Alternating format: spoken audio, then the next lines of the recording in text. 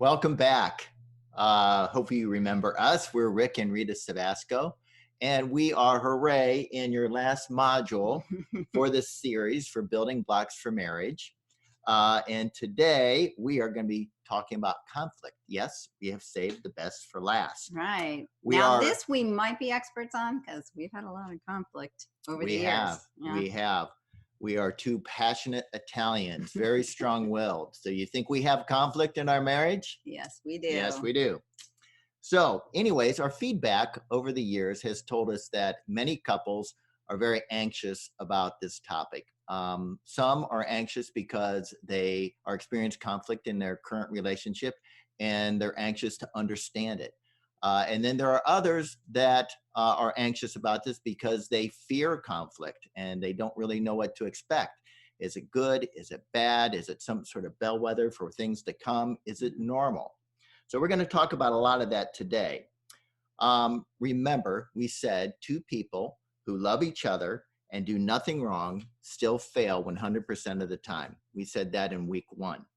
And so what Rita and I have found is when we depart from this thing that we've been talking about called oneness, that is when we experience conflict in our relationship. Right. We love each other. We do. You said that so sincerely. We still have conflict. And we have conflict because we have differences. Yes. I'm male, you're female, I'm perfect melancholy, you're a popular sanguine, I'm right, you're wrong most of the time. But we do love each other. But over the 37 years, we've had our share of conflict. So I remember the first time I experienced this to a great degree, and it caused real concern. We were only married a couple months, living in a small one-bedroom apartment in Kent, Ohio. I can't recall what the conflict was about, but I recall that it was a big conflict. We had a large argument and blow up. I left the apartment, slammed the door, went down 3 flights of stairs, and went on for a very long walk. What I do remember, as I recall, is the fear that I was feeling because my thoughts were just a few months ago, I stood in front of all of our friends and family and professed my love to this person. And right now, I couldn't even really say I liked her. But I think I did love her. But it was scary to me. You think I did. You loved me. But it was scary to me because I could see where this was really had the potential for being our undoing if we didn't really figure it out. How could we get to a place where we could process through our conflict and stay together? Right. So what does God say about it? We have a slide here. A gentle answer turns away wrath, but harsh words stir up anger. That's from Proverbs 15:1. All of you be like-minded, be sympathetic, love one another, be compassionate and humble. Do not repay evil with evil or insult with insult. Repay evil with blessing so that you may inherit a blessing. That's from 1 Peter 3. So this is where God wants us to be. Unfortunately, we spend a lot of years very far away from this. Right, right. So we have a book that was delivered to you called The 7 Principles for Making Marriage Work. And this is by John Gottman. And John Gottman runs what he calls the Love Lab in Seattle, Washington. And actually, it's interesting that he started this research and guidance that he's been giving to couples over all these decades. And he started it in the same year we got married, in 1982. So he is very appropriate. Quite the expert on conflict. He studies conflict, and he studies what kind of conflict leads us down a path we do not want to go, which is the path of a failed marriage. And what kind of conflict is actually what he calls constructive conflict that teaches us something about ourselves and grows us as people. And so as he was doing his research, he literally brings couples in to this lab, and they hang out together, and they have conflict, and they're filmed, and they're analyzed, okay?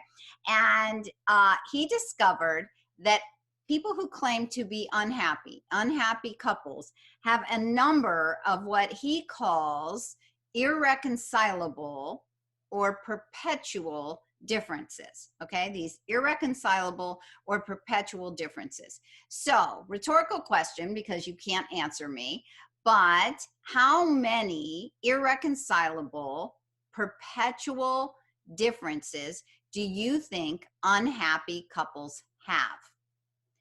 And if someone had asked me this early in our relationship, I used to say, I felt like we just fought over the same 6 things. But actually, I was being optimistic because unhappy couples Sadly. have 11 irreconcilable differences. But 11. we weren't an unhappy couple. True. We weren't an unhappy couple. So how many irreconcilable differences do you think happy couples have? 11, right? So the thing is, we're all different. No matter how compatible we think we are, we have differences that cannot be solved. They are unsolvable. So what's the difference between a happy couple and an unhappy couple? And we'll show you a slide that shows this idea of, well, let's just meet in the middle. Maybe that's what happy couples are doing. Maybe they're just meeting in the middle. Right. So we're on page 2, by the way, if you want to be following along. But as Rita said, Gottman found that we have 2 major different types of conflict, perpetual and the solvable, okay? Or, yeah, and what he said was that the perpetual or the irreconcilable differences, he found that 69% of all of our conflict actually falls into this category. This is his key teaching. And that, when I heard that, that's kind of scary. 69% of our conflict that we were going to have was something that he thought was perpetual, not and solvable, never irreconcilable. Solved. Decades and decades of fighting over the same thing, right? Right. A little unnerving. But that means 31% is solvable. Okay. So let's move on to that same page at the bottom. It has a graph there, or a chart that shows happy and unhappy couples. Right, and we have a slide of this for you to see as well. This is the Olsons who did this research again. And you can see there that on the happy couples, that 87% say that when they discuss problems, their spouse understands their opinions and ideas. Also, 85% can say that when they share feelings and ideas with their spouse, that they're able to do that during disagreements. So these are huge differences if you look at the differences in the unhappy column of the couples, at how low those percentages are.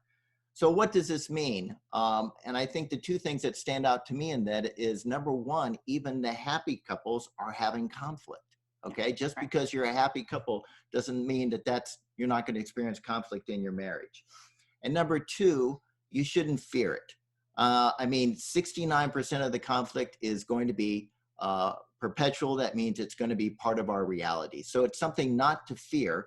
But I think the major learning here that Rita and I had to come through was how we process through the conflict made all the difference in the world. And whether it's solvable or unsolvable makes all the difference. And she's going to walk us through a little bit of basics of conflict that Gottman's research brought out. Right. When Rick and I got married, what I knew of conflict was what I saw in my family. The relationship between my parents could be very volatile, full of conflict. There was never any hitting or anything, but the conflict was really, really negative. And by the time I was a preteen, well, I can even remember being a little girl and laying in bed and my sister and I talking about, if mom and dad got a divorce, who would we live with? Like, conflict was such a big part of their lives that it became a big part of our conversation. So what I knew going into marriage is that's what I didn't want to do. Okay. And what I'm going to describe to you, though, is not only what I saw, but what I began to experience is what Gottman calls the love-anger cycle. So the love-anger cycle starts like this, and it is on page 3 if you want to follow along. So it starts at the top. We have a couple, these little people, and that you see, and they inevitably have some kind of difference, some difference that they feel is they're not in sync about, okay? And inevitably, that difference causes them to distance themselves from each other, either physically I don't even really want to be by you right now. Or emotionally, I feel emotionally distant from you because we've had some kind of difference. So they distance themselves. But inevitably, because they live together and because you can't just ignore these things, right? They will rear their ugly heads. They eventually come together and they have some kind of disagreement. That distance leads to disagreement. And that disagreement leads eventually to a conflict, okay? It may be quick, it might take a little while, but a conflict ensues. And so they begin to have this conflict. And what happens is there are two paths to this conflict. The worst one we're going to show you first is they either one person tries to like vent, right? And they just start to overpower the other one, or another one might just shut the whole thing down, okay? And both are kind of power plays. Like either I'm going to yell so loud that I suppress you, right? Or I'm just not going to talk about this anymore. Forget it. I am done with this. I don't care if you still have stuff you need to say. I'm cutting this off, okay? And what happens when we do those kinds of outcomes, when we come to that kind of outcome in our conflict, it just leads us to feel we're different and we're distant again. And the cycle just continues and continues and continues. And that's what I felt like I saw for most of my life was big blow up and a bunch of stuff was said. And then everybody just was quiet. And then everybody acted like it was over. And we'd be thinking, what the heck, right? However, there is another choice. We could be having a conflict, right? Okay, verbal. And we could actually process through that conflict. Even if it's irreconcilable, we could process through that conflict, which sends us kind of happily on our way. And Rick and I could attest to the fact that when we work through a conflict, it actually makes us grow closer. We actually, it is part of being in that house of mirrors. It's part of us realizing what we each need to do to be more mature, right? And more loving. And we possibly feel more understood and we feel closer to each other because of the conflict, because of the way we process the conflict. And that's really the goal. So what you see in the end is you always have these two paths. Every conflict has a choice. And Rick and I really started out, as much as I promised myself I did not want to have conflict like my parents had, those were patterns that were the only patterns I knew. And he was coming to me with patterns he knew, and we were finding ourselves in this terrible conflict. And my thing was to yell more or to get more out of him. His thing was to shut me down. There was our family heritage. There was our family heritage. His tended to suppress, mine tended to vent. And then we were just like, what do we do about this? And we really were early in our marriage feeling like, wow, if we don't get a handle on this, we're going to be in trouble. But we had another choice. Okay. And that was to process it through. And it's like those two paths in the wood. The ones make all the difference. The path we take makes all the difference. Couple times. So you are going to have some time to think about this love anger cycle. You are on page 4. Thank you. And you are going to pause the video and spend some time talking about your own conflict and your own patterns. And do you see any of yourself in the love anger cycle and in your family heritage, how you interact with your siblings? Are you avoiding? There's a lot to really unpack here that can give you some insight into what your patterns might become. Okay, so we'll give you some time for that.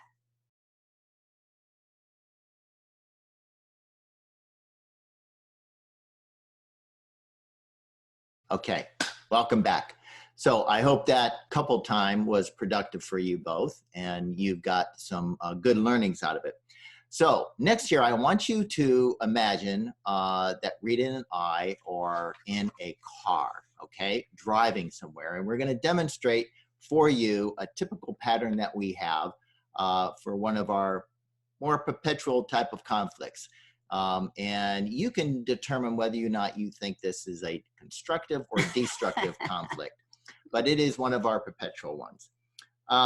But after we go through this, we're going to see a short video where Gottman will do kind of a overview of some of his research, and you can think of those things as it relates to what you're about to see here in our demonstration. Okay, we're on our way. So we're in the car. Rita, we're going to be late. I know. It wasn't all my fault, you know. Well, I had to get your water. Thank you. Yeah, and I had to load the car. Yes, I'm sorry I made us late. Well, it's so frustrating. You know, you have to do 3 more things right when it's time to go, and it's not like I didn't give you some warning. Look, I said I was sorry. What do you want, blood? Okay, let's just get there. Do you know where you're going? Yes. Jeez.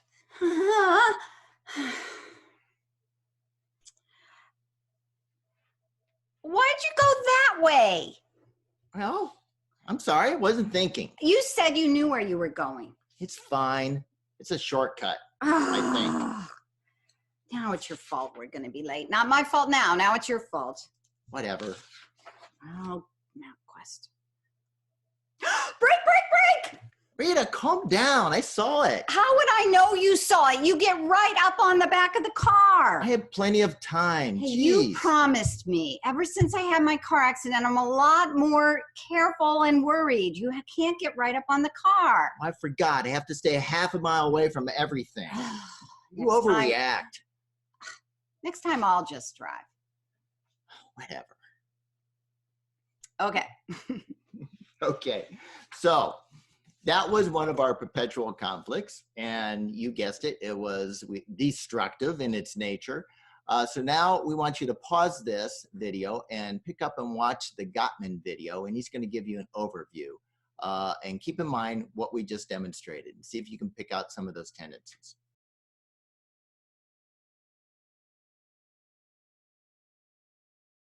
Okay, so I hope you enjoyed that video. As you saw, Gottman identified 4 basic elements of conflict. And he identified that he saw in a typical destructive conflict quite a few different things. And first he said that normally conflicts start with a harsh criticism. Actually, he discovered that 80% of the time, these harsh criticisms are brought up by the female in the relationship. But that's not always true. As you may have noticed in the one we demonstrated, I actually was the one that had the harsh criticism. But the next thing you'll see in the pattern is defensiveness. And that's usually in our relationship born out of my need to be right. But you saw in our demonstration, Rita actually was the one that demonstrated the defensiveness after I had the harsh start. And one of the things that's kind of interesting about this over the years is these are perpetual issues. And so being late is kind of a common problem, and it can be due to either one of us actually. But, you know, that running behind, let's get going, whatever, that kind of topic is already been around so long that it can be instantly harsh. And then the other person has apologized before for 3 decades. So they're like not actually sorry, you know, so you have this kind of, he's mad, I'm defensive. We can get back to this place really easily because we've been there before, right? Right. So in the pattern, the defensiveness almost always will lead to contempt. When contempt is seen in this cycle, it's usually a very bad sign, because once you get to the level of contempt, it's almost no turning back. And you saw that, or you recognize contempt as things like scoffing and eye rolling, maybe mocking, maybe name calling. What do you want? Blood, sarcasm. Sarcasm. Right? But it's usually whatever is showing extreme disrespect. Right. Contempt can often lead to stonewalling. And in men, often this leads to like fight or flight responses. like when I was telling the story when we were first married and I just left the apartment for an hour or so. And it's because we feel all of this emotional flooding and we don't want it. We want to get away from it as much as possible. Stonewalling will lead to deep resentment, which leads to despair in the relationship. And eventually that cycle continues on with more and more wounding. And eventually you're in a place of distance. Right. I bet all of you know marriages that look like this, right, where there's this constant cycle of this destructive conflict and they live a very distant life. And part of what they learn is that their problems are bigger than they are, right? That's what the learning is this is such a pattern. This happens all the time. We can't solve it. This is, we're being swallowed up in this conflict. Exactly. And we learned very early on that this was serious business, as we said before, mm-hmm, and that we had to get a handle on how to process through this conflict.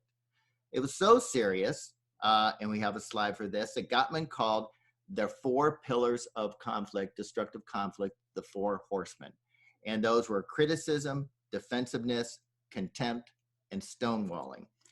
And that's based on the 4 horsemen of the apocalypse, that the 4 horsemen that bring in the apocalypse, the end, the destruction of the relationship. Right. And Gottman's actually really good at recognizing these patterns. Right. And he said, sadly, when he would see these patterns early on in a marriage, he could predict divorce to happen within 5.5 years. Right.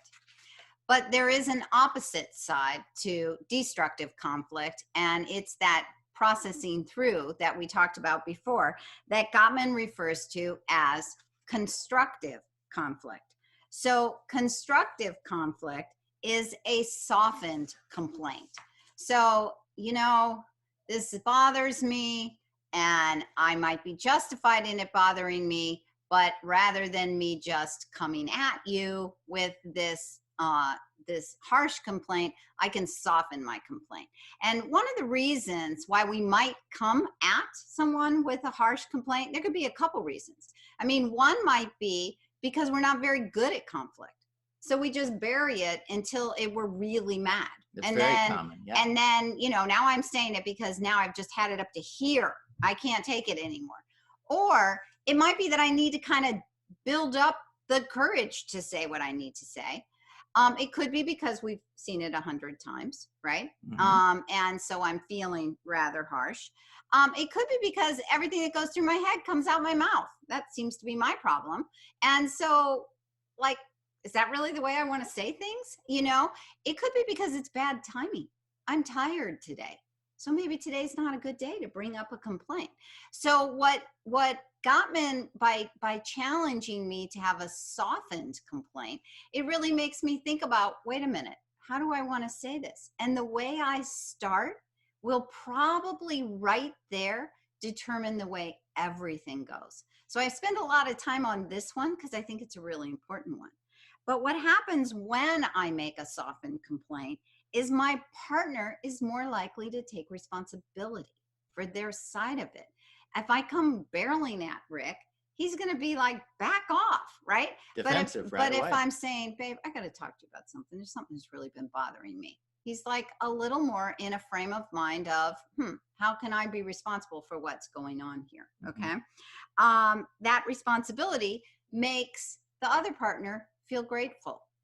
So you have softened complaint, taking responsibility, feeling grateful that we're talking about this, and dialogue can now happen instead of hurling words at each other or scoffs at each other. Even when we weren't saying things, we were scoffing and rolling our eyes, right? And that can be just as deadly as Gottman has said. And this dialogue helps us soothe each other. It's okay. We can work through this. We are bigger than our conflict, right? And that leads to some kind of resolution. And all of that takes you where I said you go, where you feel actually more intimacy with your partner. So what we want to do now is show you the way we sometimes have managed these car issues, same problems, same circumstances, But it's an example of how we might process through this in a constructive way. Right, right. And we have done both, and we've helped ourselves through both. Okay, so here we go. Rita, we're going to be late. I know. I'm sorry. Please try not to be angry. You're right. But well, you know, I had to get your water. Really, thank you. I appreciate your helping me, and I really am sorry. And I had to load the car. I know. I'm sorry. I made us late. I know. It's sort of frustrating because, well, I know you're trying to get more stuff done. I know. I get it. I do too many things. That's what always happens. Okay. Let's just get going. All right. Do you know where you're going? Yep. Okay. You sure?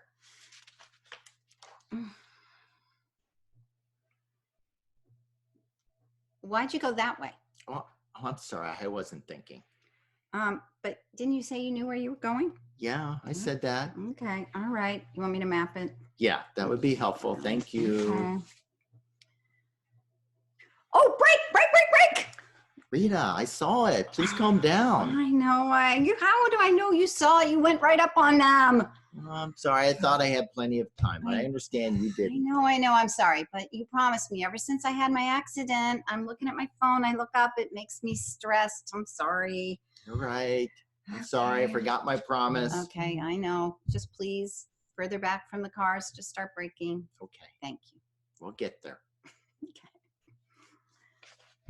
Okay. I had my accident a number of years ago, and I am better about that now, but once in a while, who knew I was going to end up, these are the things life throws at you, right? That I was going to end up being someone who actually goes into panic mode suddenly while driving, which is obnoxious, which we have talked about. Right.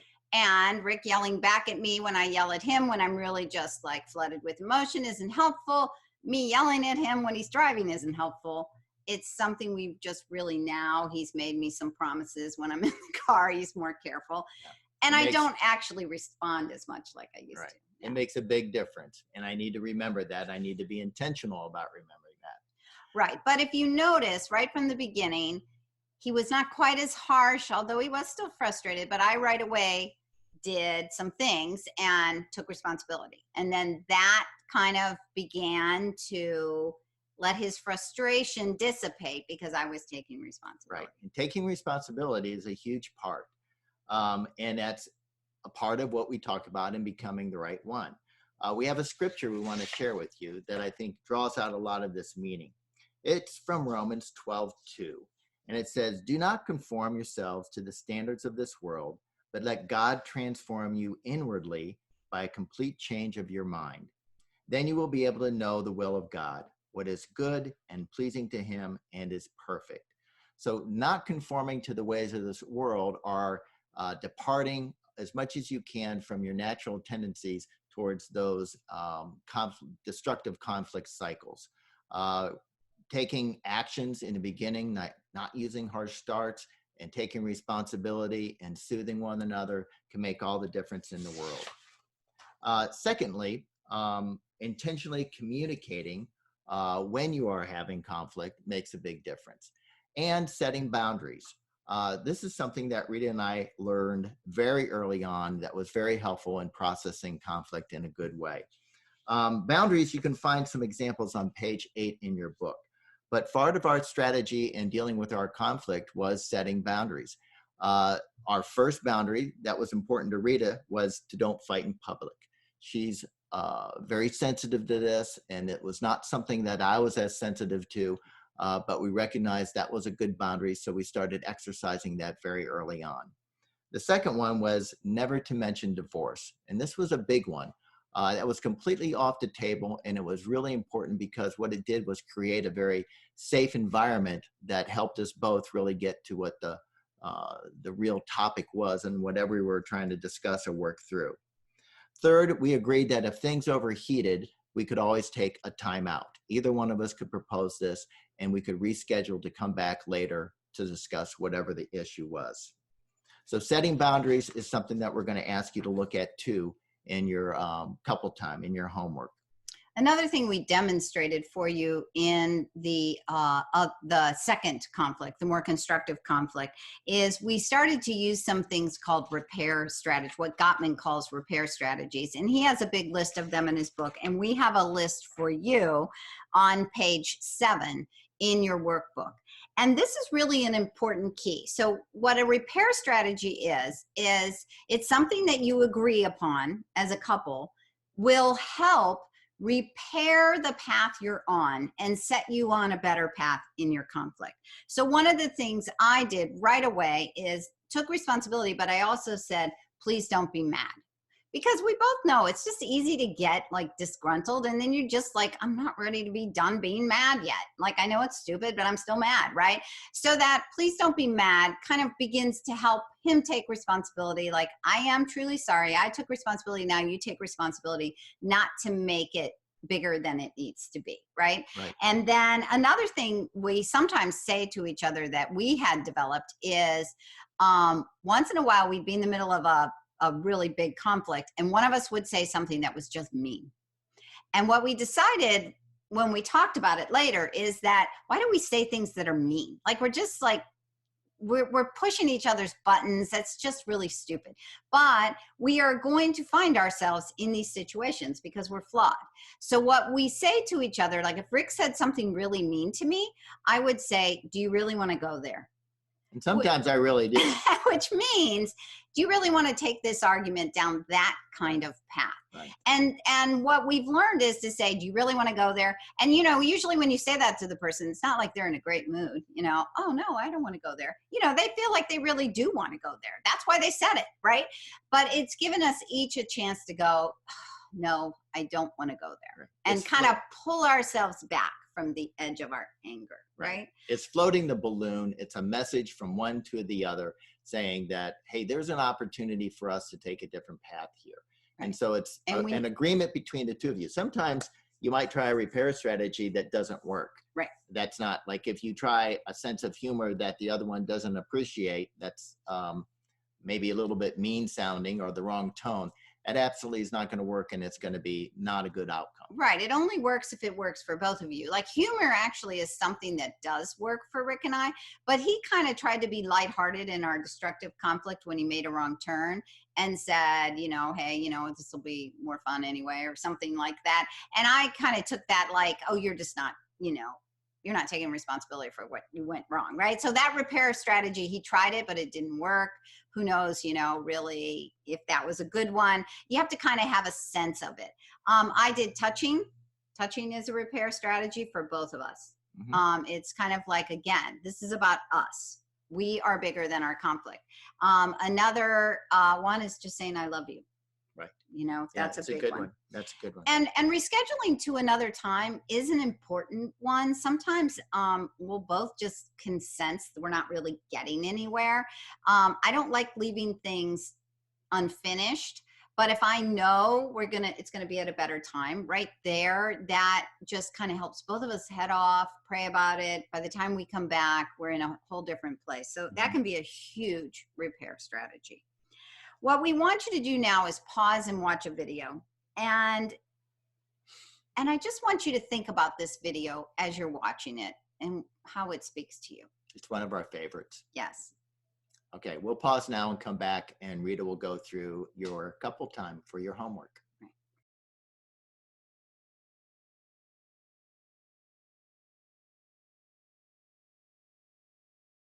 So after watching that video, we just want to tell you one of our favorite sayings that you've probably heard on main stage. Chuck Mingo says this now and then, and Chuck Moore used to say it, who used to run this ministry, that it's not about being right. It's about being relational.